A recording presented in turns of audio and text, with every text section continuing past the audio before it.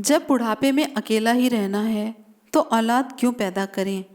उन्हें काबिल क्यों बनाएं जो हमें बुढ़ापे में दर दर के ठोकरें खाने के लिए छोड़ दें। क्यों मरती है दुनिया औलाद के लिए, जरा सोचिए इस विषय पर। मराठी भाषा से हिंदी ट्रांसलेशन की गई ये सच्ची घटना है। हमेशा की तरह मैं आज भी परिसर के बाहर बैठे भिखारियों की मुफ्त स्वास्थ्य जांच में व्यस्त था। स्वास्थ्य जांच और फिर मुफ्त में मिलने वाली दवाओं के लिए सभी भीड़ लगाए कतार में खड़े थे। अचानक सहज ही मेरा ध्यान एक बुजुर्ग की तरफ गया जो करीब ही एक पत्थर पर बैठे हुए थे। सीधी नाक, घुंघरैले बाल, निस्तेज आंखें, जिस्म पर सादे लेकिन साफ सुथरे कपड़े। कुछ देर तक उन्हें देखने के बाद मुझे यकीन हो गया कि वो भिखारी नहीं हैं। उनका दायां पैर टखने के पास से कटा हुआ था और करीब ही उनकी बैसाखी रखी थी। फिर मैंने देखा कि आते जाते लोग भी उन्हें कुछ दे रहे हैं और वे लेकर रख लेते हैं। मैंने सोचा कि मेरा ही अंदाजा गलत था, वो बुजुर्ग भिखारी ही हैं। उत्सुकतावश मैं उनकी तरफ बढ़ा तो कुछ लोगों ने मुझे आवाज़ लगाई, उसके करीब ना जाएं डॉक्टर साहब, वो बूढ़ा पागल है। लेकिन मैं उन आवाज़ों को नज़रअंदाज करता हुआ उनके पास गया। सोचा जैसे दूसरे लोगों के सामने वे अपना हाथ फैला रहे हैं वैसे ही मेरे साथ भी करेंगे।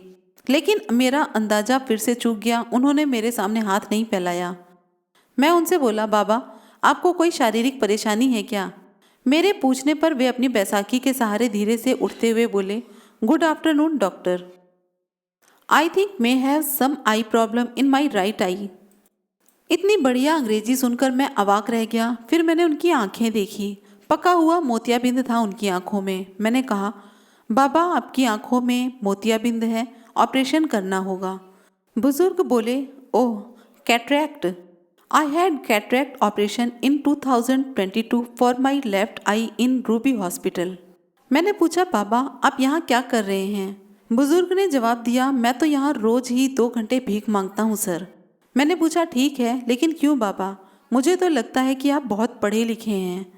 बुजुर्ग हंसे और हंसते हुए ही बोल पड़े, पढ़े लिखे? मैंने कहा, आप मेरा मजाक उड़ा रहे हैं बाबा। बुजुर्ग ने जवाब दिया, oh no doctor, why would I, sorry if I hurt you. मैंने कहा, हर्ट की बात नहीं है बाबा, लेकिन मेरी कुछ भी समझ में नहीं आ रहा। बुजुर्ग ने कहा, समझ कर भी क्या करोगे डॉक्टर? अच्छा चलो हम उधर बैठते हैं, वरना लोग तुम्हें भी पागल ही कहेंगे। बुजुर्ग फिर से हंसने लगे। करीब ही एक वीरान टपरी थी, हम दोनों वहीं जाकर बैठ गए। बुजुर्ग ने अंग्रेजी में ही शुरुआत की, well doctor, I am mechanical engineer.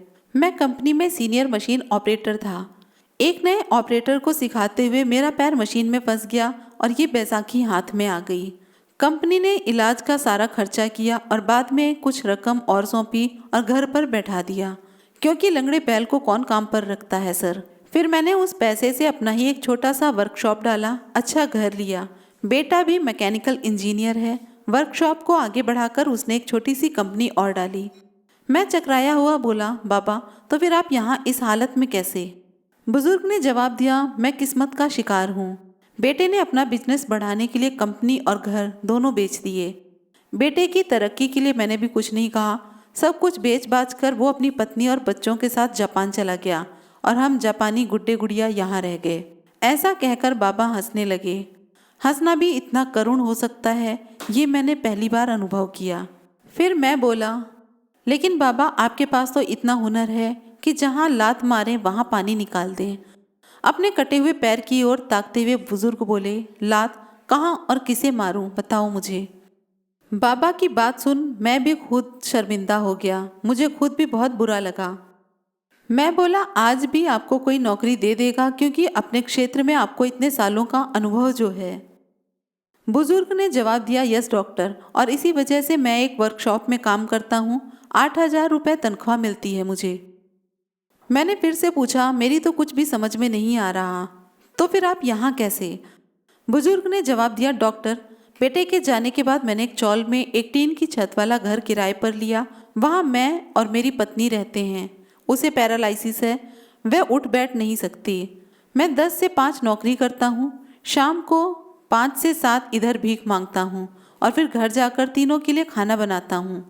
मैंने आश्चर्य से पूछा, बाबा अभी तो आपने बताया कि आपके घर में आप और आपकी पत्नी हैं, फिर ऐसा क्यों कहा कि तीनों के लिए खाना बनाते हो? बुजुर्ग ने जवाब दिया, डॉक्टर, मेरे बचपन में ही मेरी माँ का स्वर्गवास हो गया था। मेरा एक जिगरी दोस्त था, उसकी माँ ने मुझे अपने बेटे जैसा ही पाला पोसा। 2 साल पहले मेरे उस जिगरी दोस्त का निधन हार्ट अटैक से हो गया। उसकी माँ की उम्र 92 साल है। मैं उसकी माँ को अपने साथ अपने घर ले आया, तब से वो भी हमारे साथ ही रहती हैं। मैं अवाक सा रह गया। इन बाबा का तो खुद का भी बुरा हाल है, पत्नी अपंग है, खुद का एक पाँव नहीं, घर बार भी नहीं। जो था वो बेटा बेचकर चला गया और ये आज भी अपने मित्र की माँ की देखभाल करते हैं। कैसे जीवित इंसान है ये। कुछ देर बाद मैंने सामान्य स्वर में पूछा, बाबा, बेटा आपको रास्ते पर ले आया, ठोकरे खाने को छोड़ गया, आपको गुस्सा नहीं आता? बुजुर्ग ने जवाब दिया, नो डॉक्टर, अरे वो सब तो उसी के लिए कमाया था, जो उसी का था उसने ले लिया, इसमें उसकी गलती कहाँ है? मैंने उनसे बोला, लेकिन बाबा, लेने का ये कौन सा तरीका हुआ भला, सब कुछ ले लिया, ये तो लूट हुई। अब आपके यहाँ भीख मांगने का कारण भी मेरी समझ में आ गया है बाबा। आपकी तनख्वाह के 8,000 रुपयों में आप तीनों का गुजारा नहीं हो पाता, इसीलिए आप यहाँ आते हो। बुजुर्ग ने कहा, no, you are wrong doctor, 8,000 रुपये में मैं सब कुछ मैनेज कर लेता हूँ, लेकिन मित्र की जो माँ है उन्हें डायबिटीज़ और ब्लड प्रेशर दोनों है, दोनों बीमारियों की दवाई चल रही है उनकी। बस 8,000 रुपये में उनकी दवाइयाँ मैनेज नहीं हो पाती।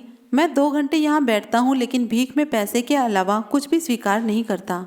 मेडिकल स्टोर वाला उनकी महीने भर की दवाएं मुझे उधार दे देता है और यहाँ 2 घंटों में जो भी पैसे मुझे मिलते हैं वो मैं रोज़ मेडिकल स्टोर वाले को दे देता हूँ।